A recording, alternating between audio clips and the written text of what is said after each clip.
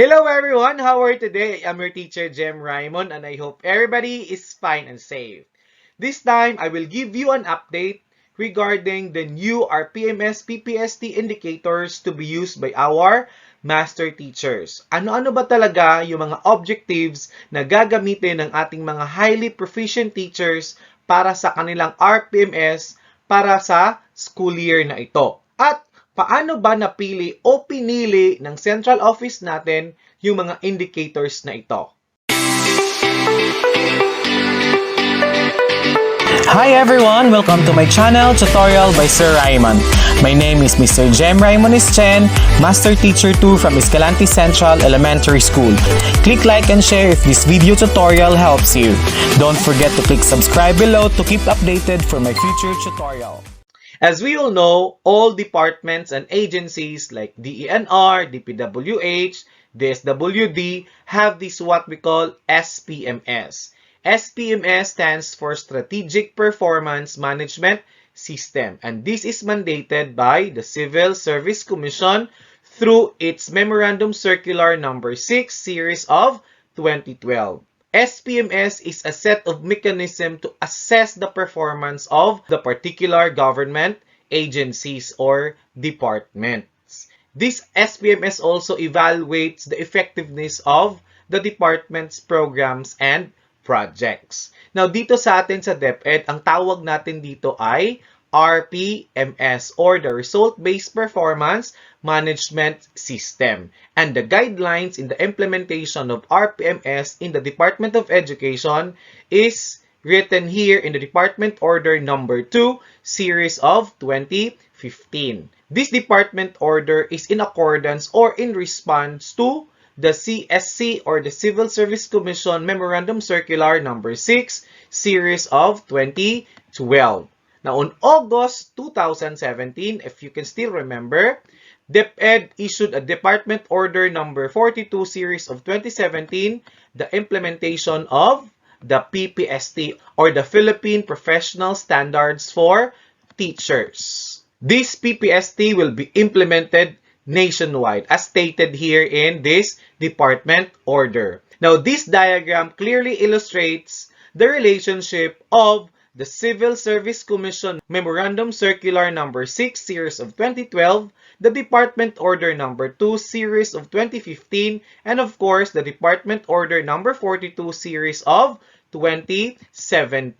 That resulted to the PPST aligned RPMS. Yes, ang ginagamit na natin na mga KRA and indicators sa ating RPMS ay anchored na sa PPST. With the demand that RPMS be aligned with PPST, the PPST-aligned RPMS was developed. Now, the implementation of PPST-aligned RPMS ay nasimulan noong school year 2018-2019 up to the present school year. Now, paano ba na-connect or na-align yung RPMS natin sa PPST? Now, this is our Result-Based Performance Management System. Ito yung mga tools na ginagamit natin, di ba? And ito yung manual ng ating Philippine Professional Standards for Teachers. Sa RPMS natin, mga teachers, may ginagamit tayong Key Result Areas or KRAs. Ang mga KRAs na ginagamit natin sa ating RPMS every school year ay yung mga domains na ng PPST. And of course, kung meron tayong mga objectives per KRA sa ating RPMS, ang katumbas naman nito ay ang mga indicators ng PPST. Yes, yung mga objectives na nilalagay natin sa ating RPMS ay ang mga indicators yan ng ating PPST. And this shows the alignment of RPMS with that of our PPST. Now, let me give you the parts of our RPMS tools. If you could still remember, itong part na tong tinatawag natin KRA or Key Result Areas. Yung mga Key Result Areas, teachers, ay yung mga general outputs natin or outcomes expected of us every school year. And in the RPMS tool context, the KRA captured the domains of our PPST. Dito naman ay yung tinatawag nating objectives. Yung mga objectives naman ay indicators ng PPST. Okay, sa tool natin dyan siya makikita. Now, usually, yung KRAs na ginagamit natin, 5 lang yan. 12 to 13 indicators or objectives per school year. Maliban na lang for this school year na more than 12 ang ating gagamitin. Kasi nga yung mga indicators na gagamitin natin for this school year ay yung mga natirang mga objectives or indicators na hindi pa na-implement for the past 3 school years. Sa ating RPMS tools din, makikita natin yung tinatawag na MOVs or means of verification.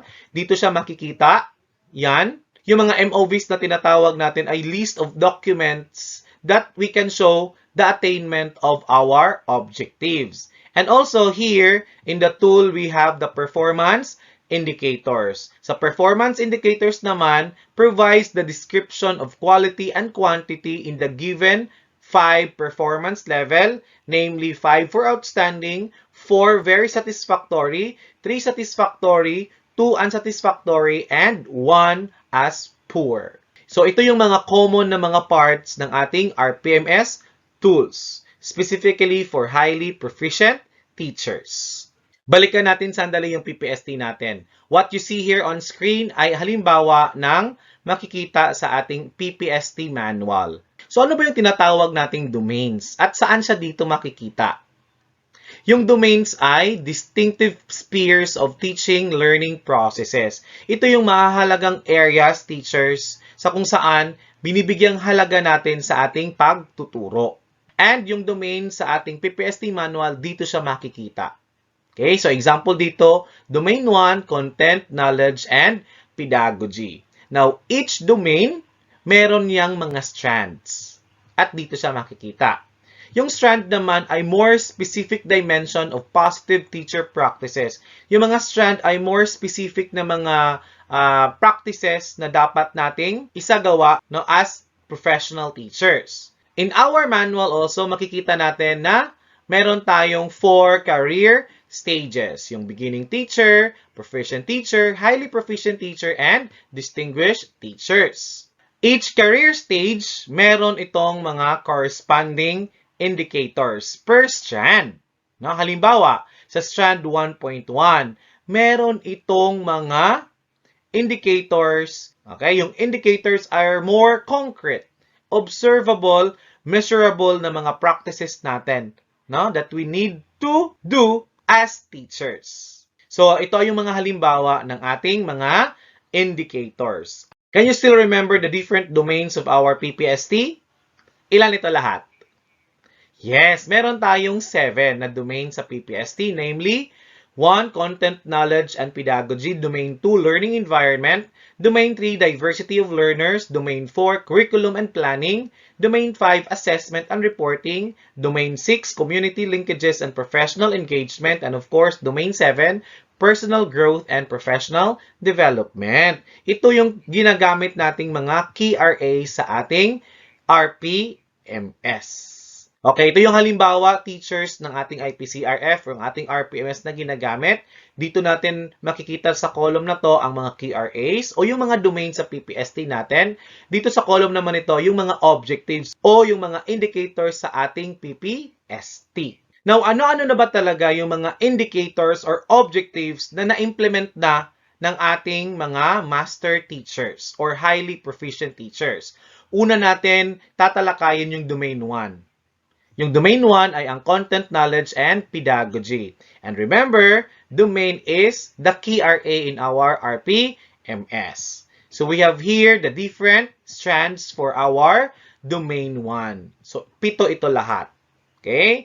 So each strand, meron itong mga indicators corresponding for our master teachers. So yung indicators na yan, ang siyang ginagamit nating objectives sa ating RPMS. Now, para sa ating mga master teachers 1 to 4 or highly proficient teachers natin, ano-ano na nga ba yung mga na-implement na mga indicators for the past 3 school years? Yes, obviously yung number 1, yung modeled effective applications of content knowledge within and across curriculum teaching area. Under ito ng strand 1.1. Ini-implement natin ito every school year, di ba? Since school year 2018 to 2019, up to last year. And expect ka din na i-implement din ito for current school year or every school year. Kasi nga, mahalagang indicator ito as teacher. Kinakailangan kasi yung mga master's teachers natin, alam din nila kung paano ang epektibong paraan sa pag-apply or pag-integrate ng ating mga lesson within and across curriculum teaching areas. So, alin pa ba yung na-implement na ng ating mga master teachers dito? Yes, ito. Okay? So, itong collaborated with colleague in the conduct and application of research to enrich knowledge of content and pedagogy. Nagamit na ng mga master teachers yung indicator na ito, particularly last school year 2018-2019 and school year 2019-2020. So, ano pa ba yung mga indicators na na-implement na or nagamit na ng ating mga master teachers? Yes, itong positive use of ICT. Na-implement na ito last year lang. No, particularly yung indicator na ginagamit nila ay promoted effective strategies in the positive use of ICT to facilitate the teaching and learning process. Okay? So ito din, nagamit na din nila ito last 3 school years, no? 2018-19, 2019-20, and 2020-2021. So particularly yung develop and applied effective teaching strategies to promote effective creative thinking as well as the other higher order thinking skills. Meron pa bang na-implement yung mga highly proficient teachers natin under Domain 1? Yes, wala na. 4 lang sa Domain 1 ang na-implement ng ating mga MT. No? May 3 pa na strand ang hindi pa nagamit or na-implement ng ating mga master teachers. So, ano-ano nga ba yung mga gagamitin ng ating master teachers para sa school year 2021-2022 under sa Domain 1? Now, para sa school year 2021-2022, yung gagamitin ng ating mga highly proficient teachers o yung ating mga master teachers ay of course, nandyan pa din yung indicator under strand 1.1. No, yung modeled effective applications of content knowledge within and across curriculum teaching areas. Andito din yung evaluated with colleague the effectiveness of teaching strategies that promote learner achievement in literacy and numeracy learning processes. So, ito yung isa pa sa mga gagamitin ng ating mga MT. Ito din, yung nasa strand 1.6, modeled and supported colleague in the proficient use of mother tongue, Filipino, and English to improve teaching and learning as well as develop learners' pride of their language, heritage, and culture. At ito din, no? Gagamitin din ito ng ating mga MT for this school year. Displayed a wide range of effective verbal and nonverbal classroom communication strategies to support learner understanding, participation, engagement, and achievement. So, 4 pa under Domain 1 ang gagamitin ng ating mga master teachers for this school year. Punta naman tayo sa Domain 2. Ano ba yung mga nagamit na ng mga indicators or objectives ng ating mga highly proficient teachers under Domain 2? So, Domain 2 natin ay learning environment. At meron itong 6 na strands. Yan. So, alin ba dito yung na-implement na ng ating mga master teachers? Yes, ito. Na-implement na nila ito last school year 2018-2019 and 2019-2020. This is work with colleagues to model and share effective techniques in management of classroom structure to engage learners individually or in groups in meaningful exploration, discovery, and hands-on activities within a range of physical learning environment. Some more, ano pa yung na-implement na or natapos na gawin ng ating mga master teachers? Yes, ito, yung under strand 2.6, particularly yung indicator na nagsasabing exhibited effective and constructive behavior management skills by applying positive and non-violent discipline to ensure learning focus environment. So, under Domain 2, 2 pa lang ang na-implement ng ating master teachers. May 4 pa sa learning environment ang i-implement pa or gagamitin ng ating mga highly proficient teachers para sa school year na ito. At ano-ano yung mga specific indicators na yon? Ito yung mga indicators na gagamitin ng ating mga highly proficient teachers ngayong taon na to. Una, exhibited effective strategies that ensure safe and secure learning environment to enhance learning through the consistent implementation of policies, guidelines, and procedures. Pangalawa, exhibited effective practices to foster learning environments that promote fairness, respect, and care to encourage learning. Pangatlo, ay yung work with colleagues to share successful strategies that sustain supportive learning environment that nurture and inspire learners to participate, cooperate, and collaborate in continued learning. Yes, ang pang-apat naman na gagamitin ng ating mga master teachers ay modeled successful strategies and support colleagues in promoting learning environments that effectively motivate learners to work productively by assuming responsibilities for their own learning. So again, may apat pa na indicators under Domain 2 ang gagamitin ng ating mga highly proficient teachers para sa school year na ito. Let's proceed naman sa Domain 3. Ano-ano yung mga nagamit na ng ating mga master teachers under Domain 3? Yung Domain 3 natin ay diversity of learners at meron itong 5 strands. Yan. So, alin na ba yung mga nagamit ng ating mga master teachers dito? Yes, ito yung under sa strand 3.1. Work with colleagues to share differentiated developmentally appropriate opportunities to address learners' differences in gender, needs, strength, interests, and experiences. Nagamit na nila ito last school year 2018-2019 and 2019-2020. Ito din, nagamit na din ito ng ating mga master teachers last school year lang, 2020-2021. Exhibited a learner-centered culture that promotes success by using effective teaching strategies that responds to their linguistic, cultural, socio-economic, and religious backgrounds. Yes, ito din. Nagamit na din ito ng ating mga master teachers last year lang din. School year 2020-2021. Yung evaluated with colleague teaching strategies that are responsive to the special educational needs of learners in difficult circumstances including geographic isolation, chronic illness, displacement due to armed conflict, urban resettlement or disasters, child abuse, and child labor practices. So, tatlo pa lang under Domain 3 ang na-implement ng ating mga master teachers. May dalawa pa sila na i-implement. At ano-ano yung mga yon? So, ito yung mga gagamitin ng ating mga master teachers para sa school year 2021-2022.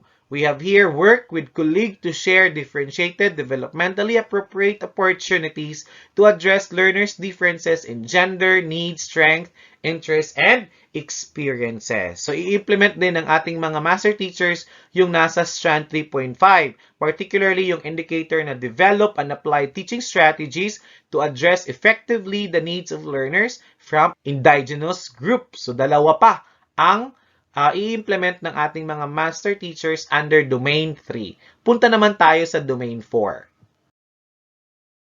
So, ang Domain 4 ay curriculum and planning. So, meron itong 5 strands. So, ano-ano na nga ba yung mga na-implement na ng ating mga master teachers? Ito, under strand 4.1, na-implement na nila ito last school year 2018-2019 and then 2019-2020.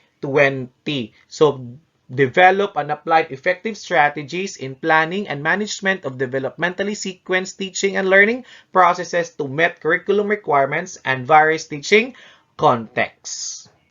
Ito din, na-implement na din nila ito last year lang, model to colleague the setting of achievable and challenging learning outcomes that are aligned with learning competencies to cultivate a culture of excellence of all learners. Ito din, na-implement na din nila ito, yung reviewed with colleagues, teacher, and learner feedback to plan, facilitate, and enrich teaching practice. So, na-implement ng mga master teacher yung indicator na to last school year 2018-2019 and then 2019-2020. Meron pa. Ito, na-implement na din ito ng ating mga master teachers. Yung advice and guided colleague in the selection, organization, development, and use of appropriate teaching and learning resources including ICT to address specific learning goals. Na-implement nila ito for the past 3 school years.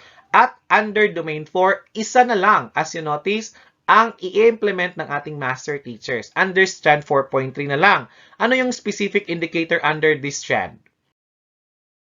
For this school year, 2021-2022, sa Domain 4, ito na lang yung i-implement pa ang gagamitin ng ating mga master teachers. Work, collaborate with colleague to evaluate the design of learning programs that develop the knowledge and skills of learners at different ability levels. So, let's proceed to Domain 5. Ano-ano sa Domain 5 yung mga indicators na nagamit na ng ating mga master teachers? So, we have here Domain 5, Assessment and Reporting. May 5 tayong strands dito. So, ito, nagamit na nila ito last school year 2018, 2019, and 2019-2020. Work collaboratively with colleagues to review the design, selection, organization, and use of a range of effective diagnostic, formative, and summative assessment strategies consistent with curriculum requirements. Natapos na nila yan. Ito din, natapos na nila ito. Under Domain 5 for school year 2018-2019, 2019-2020. Interpreted collaboratively monitoring and evaluation strategies of attainment data to support learner progress and achievement. Ito din, nagamit na nila ito. So, particularly last year lang, school year 2020-2021, yung use effective strategies for providing timely, accurate, and constructive feedback to encourage learners to reflect on and improve their own learning. So, ito din, nagamit na nila ito, yung under Strand 5.4. Nagamit nila ito last school year 2018-2019 and 2019-2020. Applied skills and the effective communication of learner needs, progress, and achievement to key stakeholders including parents and guardians. So, 4 sa 5 strands under Domain 5 ang nagamit na ng ating mga master teachers. So, isa na lang ang gagamitin nila ngayon for this school year para sa Domain 5. At ano ito? Gagamitin ng ating mga master teachers ngayong taon na to ay work collaboratively with colleagues to analyze and utilize assessment data to modify practices and programs to further support learner progress and achievement. So, under Domain 5, isa na lang indicator ang i-implement nila. How about Domain 6? Ano na ba yung mga na-implement na ng ating mga master teachers?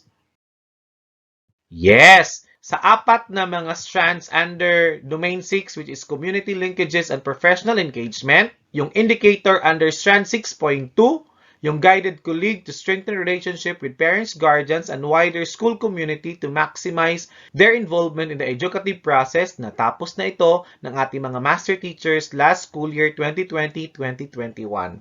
So, under Domain 6, isa pa lang yung nagamit ng ating mga master teachers. May 3 pa na indicators under Domain 6 ang gagamitin nila para sa school year na ito. At ano-ano yung mga iyon?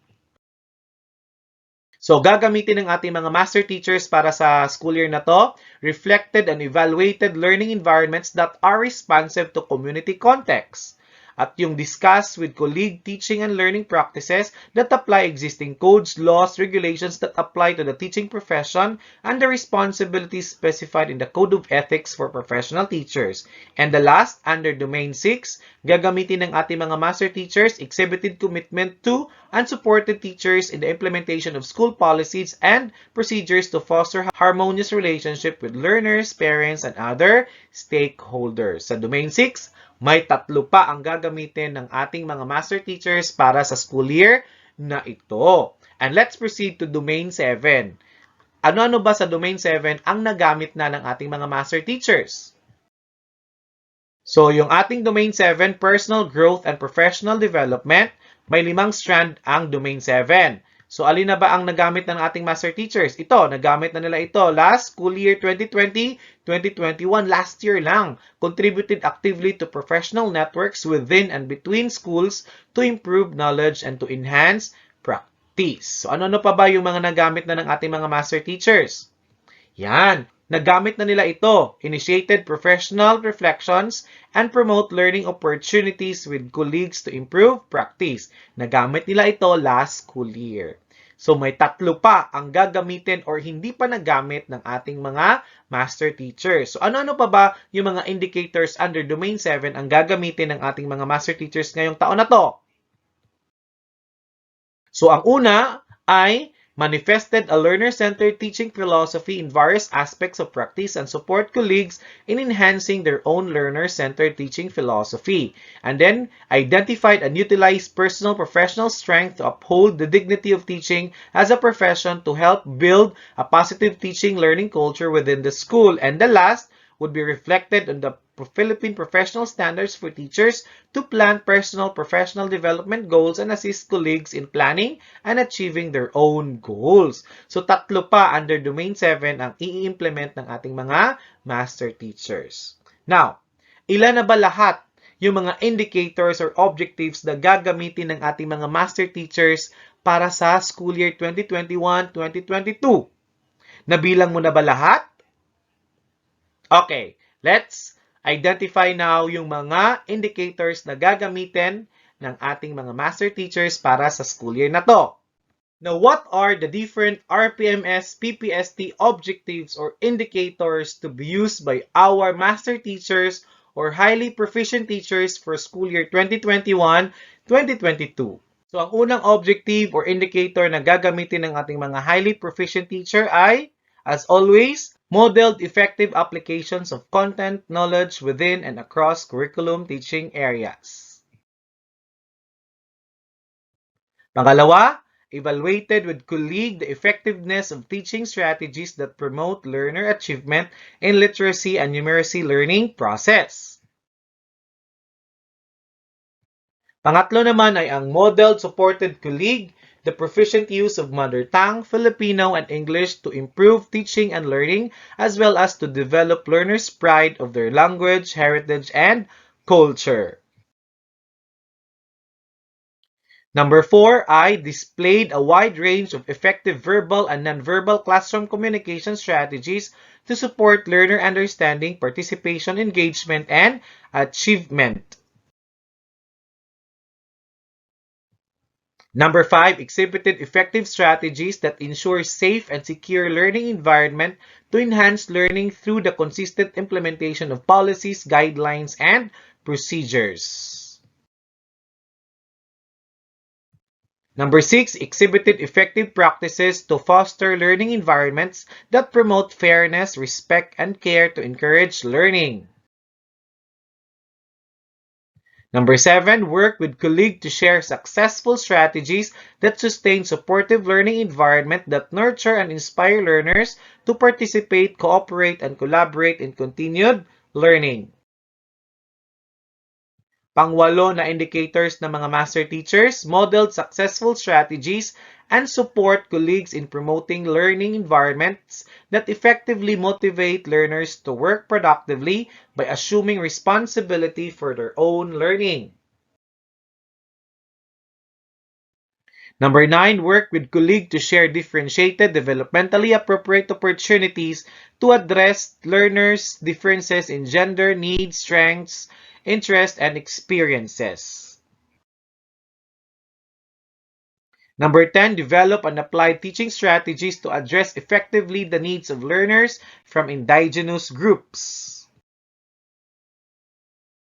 Number 11, gagamitin pa ng ating mga master teachers, work, collaborate with colleagues to evaluate the design of learning programs that develop the knowledge and skills of learners at different ability levels. Number 12 naman, work collaboratively with colleagues to analyze and utilize assessment data to modify practices and programs to further support learner progress and achievement. And number 13, we have reflected and evaluated learning environments that are responsive to community contexts. Number 14, discuss with colleagues teaching and learning practices that apply existing codes, laws, regulations that apply to the teaching profession and responsibilities specified in the Code of Ethics Professional Teachers. Number 15, exhibited commitment to and supported teachers in the implementation of school policies and procedures to foster harmonious relationships with learners, parents, and other stakeholders. Number 16, manifested a learner-centered teaching philosophy in various aspects of practice and support colleagues in enhancing their own learner-centered teaching philosophy. We have number 17, identified and utilized personal professional strength to uphold the dignity of teaching as a profession to help build a positive teaching and learning culture within the school. Number 18 naman, reflected on the Philippine professional standards for teachers to plan personal professional development goals and assist colleagues in planning and achieving their own goals. And of course, our plus factor na indicator. And we have this always every year. Perform various related works and activities that contribute to the teaching learning process. So as you notice here, meron tayong 19 indicators na gagamitin para sa ating mga Master Teachers 1 to Master Teacher 4 para sa school year 2021-2022. Actually, yung objective number 1 at saka objective number 19, hindi na ito bago sa ating indicators. Ang bago lang na indicators para sa ating mga highly proficient teachers ay yung objective number 2 hanggang objective number 18. 17 lang yung bago na mga indicators para sa kanila. At dalawa yung mga nagamit na natin from the previous school year. So, 19 lahat ang mga objectives ng ating mga master teachers na kanilang gagamitin sa kanilang RPMS for this school year. Now, watch out for my next video tutorial. I'll be presenting naman yung mga different MOVs na gagamitin ng ating mga proficient and highly proficient teachers. Thank you so much for watching, dear teachers, and see you next time. God bless everyone!